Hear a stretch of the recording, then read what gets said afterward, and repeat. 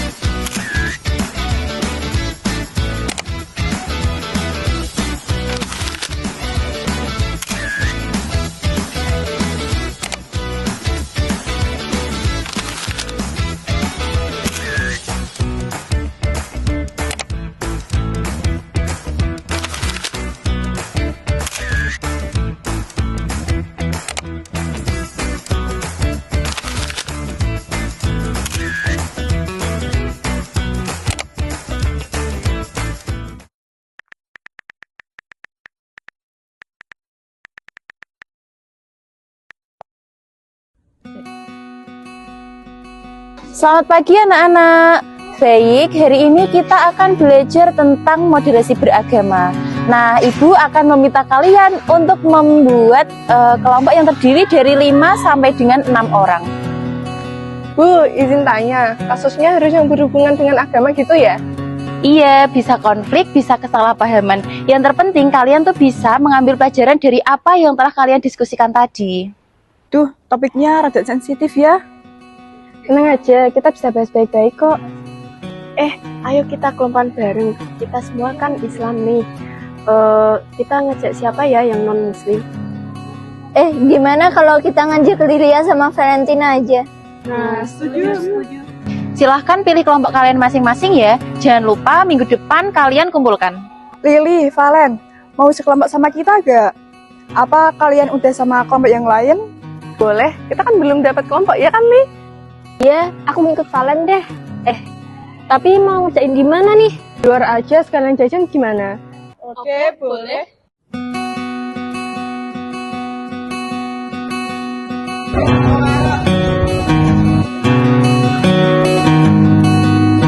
Duh, akhirnya bisa ngumpul juga. Tadi di kelas Bumia ramai banget, susah fokus deh. Makanya enak nugas di sini, suasana kopi tuh bikin fresh, ya nggak sih? Aku masih kepikiran deh soal tugas tadi yang dikasih Bumia itu loh, yang tentang moderasi beragama. Susah banget gak sih kayaknya? Justru itu tantangannya, kita pilih kasus yang real, tapi bahasnya dari sisi yang adem.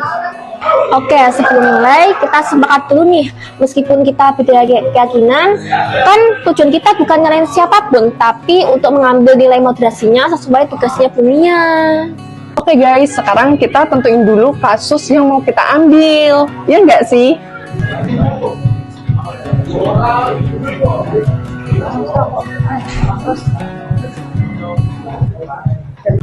Aku nemu satu artikel nih. Gimana kalau kita bahas soal berita pembubaran rumah doa di Padang? Oh, yang sempat viral di media sosial itu nggak sih?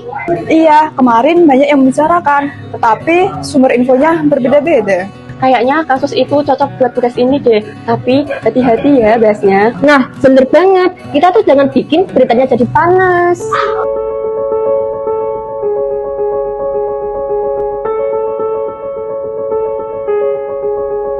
Nih, di berita pertama itu, masalahnya soal izin belum lengkap. Tapi komentar warganet di sosial media langsung nyeret ke isu SARA. Ini yang bikin bingung, berita setengah matang tapi langsung viral. Tapi yang aku lihat, kok kayaknya rumah doa itu dibubarin gitu aja ya. Itu kan tempat ibadah. Di sini tertulis, permasalahan ini belum menemukan ujung permasalahan hingga sekarang. Hah? Kok bisa gitu ya? Padahal kejadian itu sampai merusak properti rumah doa. Anak-anak juga sampai terluka.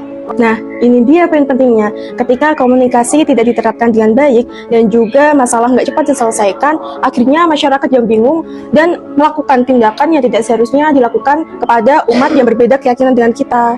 Tapi dari berita ini, kita bisa ambil beberapa poin atau nilai-nilai moderasi beragama yang kita bisa terapkan supaya kejadian seperti ini tidak terjadi lagi dan tidak membuat masyarakat terpecah belah. Betul, dan gimana pentingnya moderasi itu supaya kita tidak terbawa arus emosi. Setuju, kita harus tunjukkan bahwa penyelesaian masalah harus cepat dan jelas biar nggak tambah ribet kemana-mana. Iya, yang bikin aku kesel itu sebenarnya komentar orang-orang yang saling pada menghina, saling pada nyerang, sampai pada akhirnya melukai anak-anak yang ada di rumah doa tersebut. Oke, menurutku dari diskusi kali ini, nilai moderasi yang bisa kita ambil di sini yaitu saling memahami dan juga menghormati keyakinan orang lain. Lalu menjalani komunikasi yang baik juga bagian yang penting agar tidak terjadi kesalahpahaman yang merugikan pihak manapun. Iya nggak sih? Jangan lupa taat aturan juga bagian dari moderasi. Kalau memang ada aturan izin, ya dipenuhi. Tapi jangan pakai cara kasar. Iya, harusnya mereka tuh bisa musyawarah dulu, bukan langsung ribut. Nah, kita sudah dapat beberapa poin dari kasus ini, seperti menjalani komunikasi yang baik antar umat beragama, memahami dan menghormati keyakinan orang lain, dan juga tidak mudah menghakimi orang lain apabila belum ada informasi yang pasti. Betul tuh yang dibilang Laila. Kalau gitu, besok kita jelasin ke Bumia hasil diskusi kita hari ini. Oke, siap.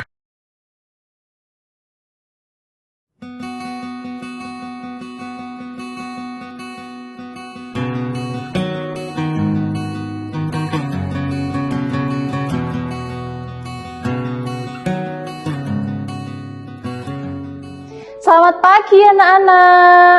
Selamat pagi Bu. Gimana tugasnya minggu kemarin yang Ibu kasih sudah dikerjain atau belum? Bu, kelompok kami sudah diskusi cukup panjang. Bagus, ada yang mau menyampaikan dulu nggak hasilnya? Nggak perlu panjang-panjang, ringkas saja. Baik Bu, jadi kemarin kita sudah membahas tentang pembubaran rumah doa di Padang yang sempat viral itu Bu. Iya Bu, dan ternyata informasinya cukup rumit, banyak berita yang berbeda-beda. Jadi kami harus berhati-hati dalam memahaminya. Memang seperti itu kalau terkait isu sensitif. Lalu, apa yang dapat kalian pelajari? Yang pertama, Bu, kami melihat bahwa kurangnya komunikasi antara pihak-pihak terkait membuat masalah makin panjang. Warga jadi bingung dan akhirnya muncul tindakan di luar kendali. Dan kasus itu sampai merugikan anak-anak yang ada di rumah doa tersebut, Bu. Itu yang bikin kami sedih. Dari situ kami dapat menyimpulkan nilai-nilai moderasi beragama yang bisa diterapkan, Bu, seperti saling menghargai keyakinan orang lain, tidak terburu-buru menghakimi, dan memastikan informasi yang kita dapatkan itu benar. Dan juga bagaimana cara penyelesaian konflik itu dapat diselesaikan secara cepat, jelas, dan tidak dibiarkan terlalu lama. Karena kalau dibiarkan terlalu lama, masyarakat akan bingung dan mudah terprovokasi. Wah, bagus sekali. Analisis kalian sudah masuk ke dalam inti masalah. Kalian mengaitkan antara fakta, dampak, dan juga nilai moderasi yang relevan. Ibu sangat senang sekali. Akhirnya Polda Sumatera Barat mengungkapkan telah menangkap 9 orang yang terlibat dalam insiden tersebut. Dalam mediasi itu, kuasa hukum GKSI Anugerah Padang, Yutiasa Fakho menegaskan, akan melaporkan insiden pembubaran kegiatan dan perusakan rumah doa itu ke kepolisian. Proses hukum ditempuh demi mendapatkan keadilan dan kepastian hukum bagi para korban.